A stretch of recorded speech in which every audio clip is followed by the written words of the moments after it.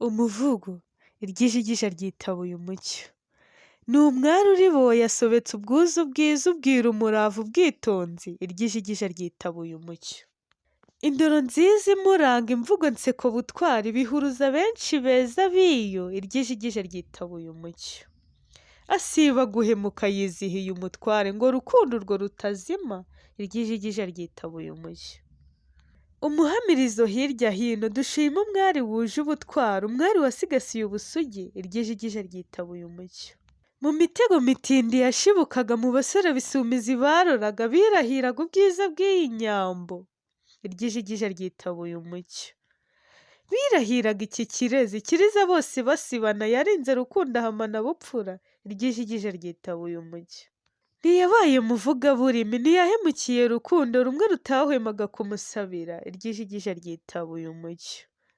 Izi mpundu z'urwunge ntizihongwa abo barezi bo bibarutse uyu mwari, iry'ijigisha ryitabuye umucyo. Umwiza mubeza i Rwanda uyu uzira icyasha mu nabi watwe ibyiza mubeza i Rwanda, iry'ijigisha ryitabuye umucyo. Ubwiza umurava urukundo bwuze ubugwa neza butagiga bwamweretse buranga buha urukundo, iry'ijigisha ryitabuye umucyo.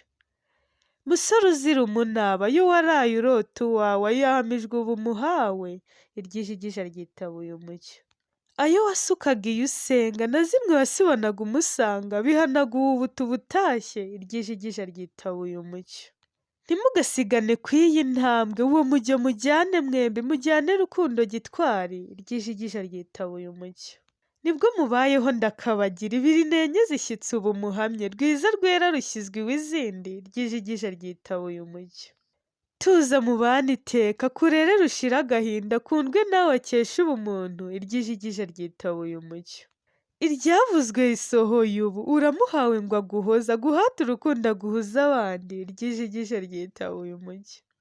Genda iwe kanyana keza yarakurebye aragusubira agushima mico izira ikizinga, iry'ijigisha ryitabuye umucyo.